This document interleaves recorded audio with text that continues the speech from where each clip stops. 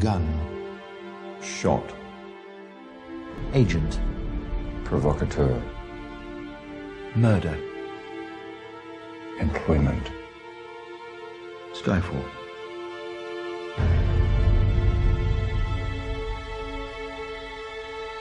Skyfall. Done.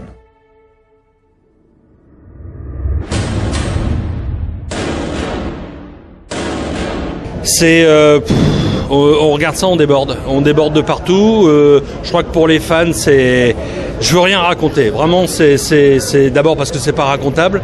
Enfin, si c'est racontable, mais ça serait gâcher beaucoup de plaisir à beaucoup de gens. C'est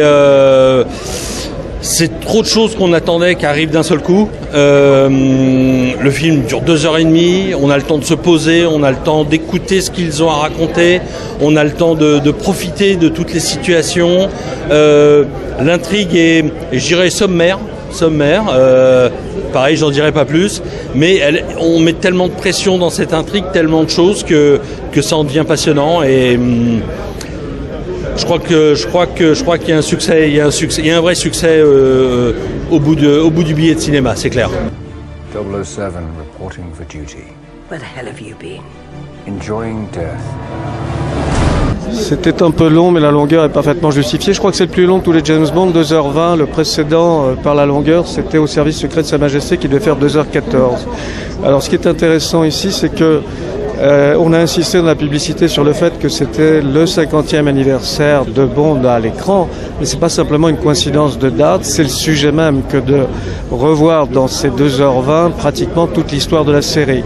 Alors il y a des clins d'œil qui sont simplement des clins d'œil, mais ce qui est beaucoup plus intéressant, c'est la remontée dans le passé du personnage et la remontée dans 50 ans d'histoire contemporaine.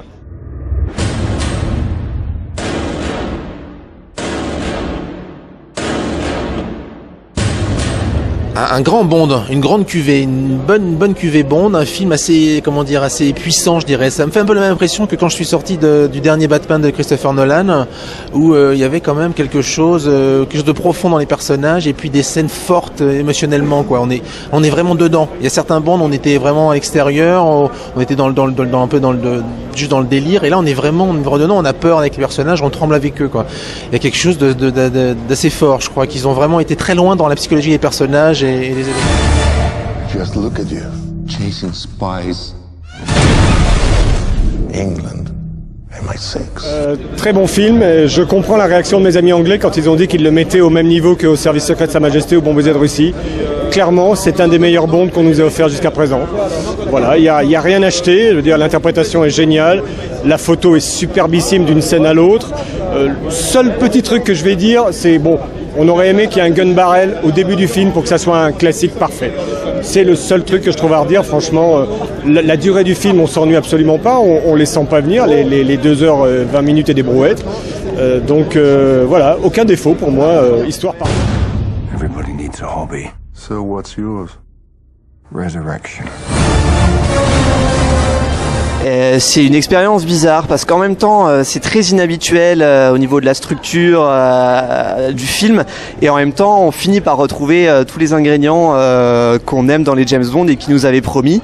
Donc l'expérience est vraiment bizarre. C'est une nouvelle formule, une nouvelle recette, mais c'est plein de nouveautés, mais c'est aussi plein de talent. La structure est nouvelle, mais le méchant est nouveau aussi. Les James Bond Girls sont nouvelles.